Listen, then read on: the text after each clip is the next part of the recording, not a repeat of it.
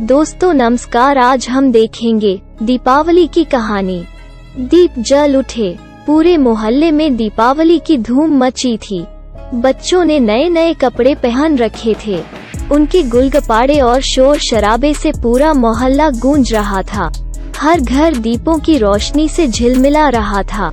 कहीं कहीं बिजली के बल्ब भी शान से टिमटिमा रहे थे। लेकिन इन सब रंगीनियों से बहुत दूर कमला काकी का मकान लगभग अंधेरे में डूबा हुआ था। यद्यपि उनके मकान पर भी 2 दीपक जल रहे थे, लेकिन इस जगमगाहट में वे निस्तेज से लग रहे थे। दूसरे किसी को इसकी खबर हो या न हो, लेकिन नन्हे आदित्य को यह बहुत अजीब लग रहा था। वो सोच रहा था, आखिर कमला काकी दिवाली क्यों नहीं मनाती हैं? उसे अच्छी तरह से याद था कि कमला काकी ने पिछले साल भी दिए नहीं जलाए थे और शायद उससे पिछले साल भी नहीं।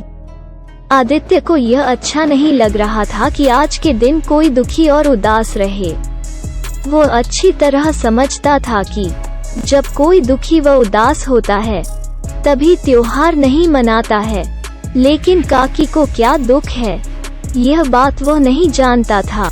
आज मैं काकी का दुख जानकर ही रहूंगा, यह निर्णय करके वो जा पहुंचा अपनी माँ के पास।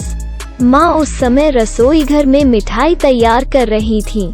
आदित्य को कुछ चिंतित देखकर व्यग्रता से पूछा, क्या सोच रहा है बेटा?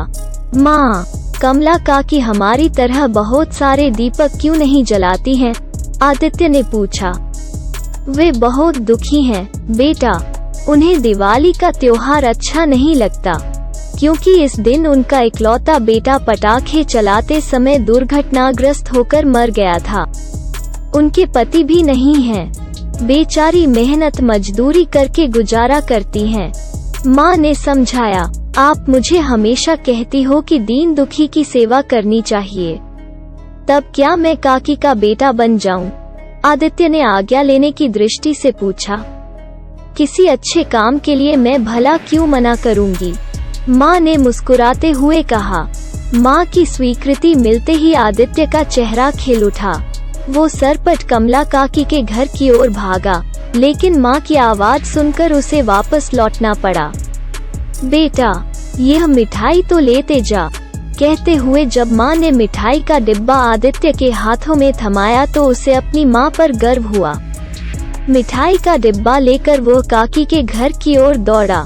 प्रसन्नता के मारे उसके कदम धरती पर नहीं पड़ रहे थे। आज वो किसी बेसहारा का सहारा बनने जा रहा था। शीघ्र ही वो कमला काकी के घर पहुंच गया। काकी घर के एक कोने में बैठी रो रही थी। शायद उन्हें अपना बेटा याद आ रहा था। काकी, आप रो रही हो? आदित्य ने पूछा, पर काकी चुप बैठी रही, जैसे कुछ सुना ही न हो। आदित्य ने काकी को हाथ से झकझोरकर पूछा, बताइए काकी, आपको क्या दुख है?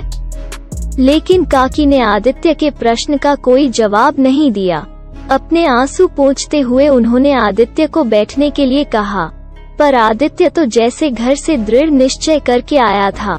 बोला, मैं जानना चाहता हूँ कि आप दीपावली के दिन बहुत सारे दीपक क्यों नहीं जलाती और आप अभी रो क्यों रही हो?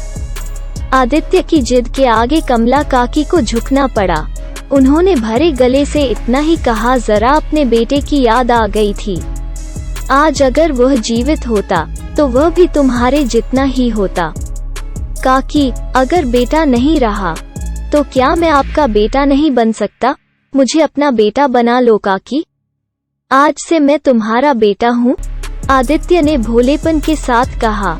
कमला काकी ने बेटा कहकर आदित्य को गले लगा दिया। आज वर्षों बाद कमला काकी के घर में दीप झिलमिला उठे थे। कहानी यहीं पर समाप्त होती है। धन्यवाद।